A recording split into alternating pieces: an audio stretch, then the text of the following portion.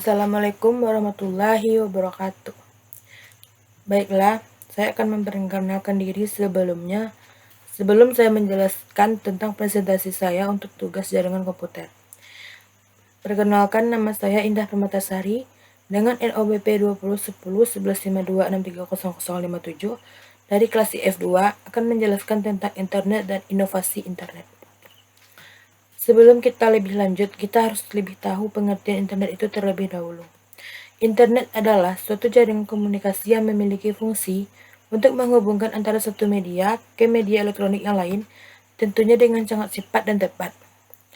Dan menurut salah satu ahli dalam bidang IT, menjelaskan bahwa pengertian internet adalah suatu media yang digunakan untuk mengefisiensikan proses komunikasi menggunakan aplikasi seperti website, email, atau fax.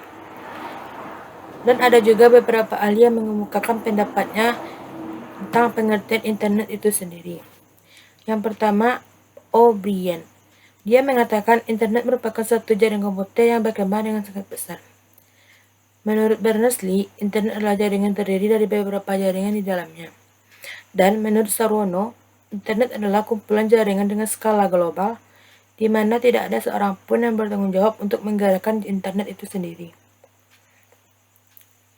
Kita harus tahu sejarah internet itu sendiri.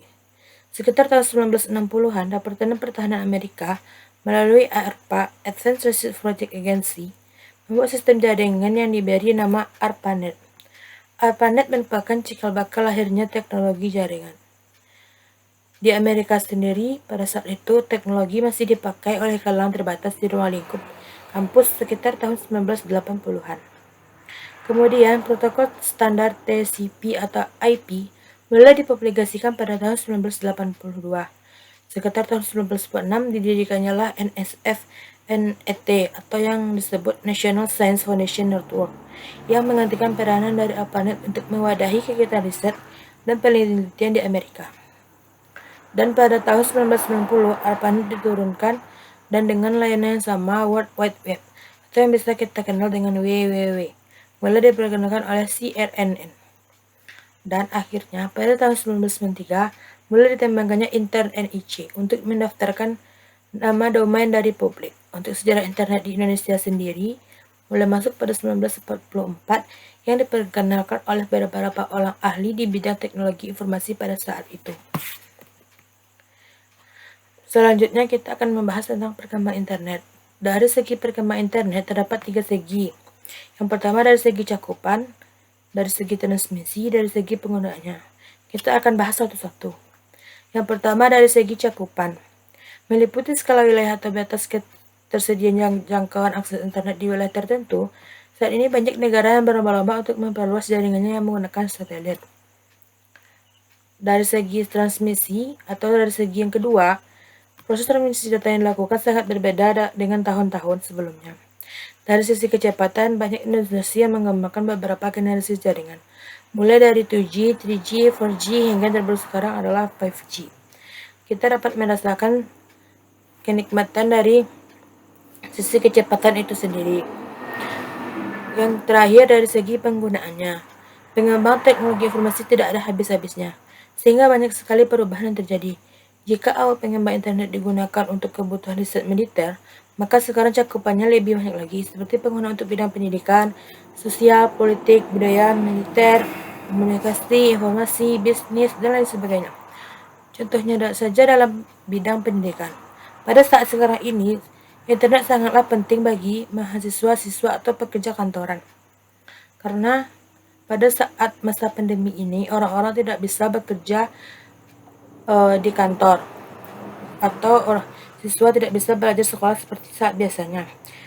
Dan pada saat masa pandemi ini, internet sangatlah dibutuhkan untuk pembelajaran daring, WFH, kerja dari rumah, itu sangatlah penting. Yang selanjutnya, manfaat internet di berbagai bidang. Contohnya di dalam bidang bisnis, seperti pembuatan website, usaha e-commerce, bisnis startup, dan industri kreatif yang lainnya. Faktor penting internet bisa terhubung ke seluruh dunia sehingga jangkauan bisnis menjadi lebih mudah. Contohnya seseorang pengusaha membangun relasi dengan pengusaha luar. Itu pasti membutuhkan internet kan?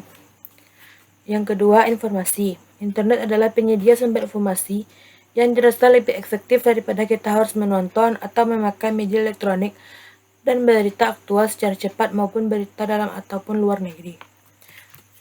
Internet sangat mudah untuk kita mencari informasi. Dengan kita mengetik, kita akan mengetahui informasi. Kita tidak perlu repot-repot untuk membeli atau membaca buku lagi, atau menonton TV, karena pasti HP itu selalu di genggaman kita.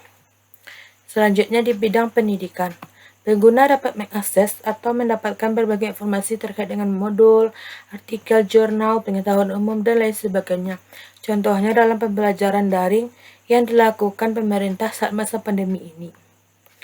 Selanjutnya di bidang kesehatan. Banyak sekali referensi kesehatan dan jasa untuk layanan pengobatan secara online, seperti mencari berbagai kebutuhan seperti obat, resep, gaya hidup sehat, dan rujukan rumah sakit melalui media internet. Contohnya saat sekarang ini. Pasti kalau kita ke rumah sakit untuk mendaftar berobat pasti sangat antri. Dengan media internet kita bisa mendaftar online untuk tidak perlu antri atau mengurangi kerumunan untuk berobat ke rumah sakit. Selanjutnya yang terakhir di bidang sosial dan hiburan. Kita dapat mengakses berbagai situs dan media sosial yang ada seperti Facebook, Twitter, Instagram, YouTube, dan lain sebagainya, sehingga dapat berinteraksi walaupun jarak yang jauh. Internet mempunyai dampak positif dan dampak negatif. Dan dampak negatifnya sendiri itu bisa timbulnya cybercrime. Dampak negatif yang pertama adalah menimbulkan banyak kejahatan seperti kasus peretasan data atau penipuan online. Yang kedua, pembuatan dan penyebaran konten ilegal. Selanjutnya, di dalam internet juga berpotensi untuk menyebarkan konten berupa video atau tulisan yang mengandung unsur pornografi dan atau pornografi. Yang terakhir, penyebaran ujaran kebencian. Dampak yang terakhir adalah internet sebagai media untuk memanipulasi atau mengembangkan praktik ujaran kebencian secara masif. Dan yang terakhir, inovasi internet terbaru pada saat ini. Yang pertama, jaringan 5G. Kehadiran jaringan 5G didesain sebagai sebuah teknologi yang tidak hanya meningkatkan broadband tapi juga use case konsumen maupun industri. Teknologi 5G akan mentransformasi kehidupan masyarakat, mulai dari stream video konten, HD video call, VR, dan AR entertainment. Dan masih banyak kegunaan dari jaringan 5G lainnya.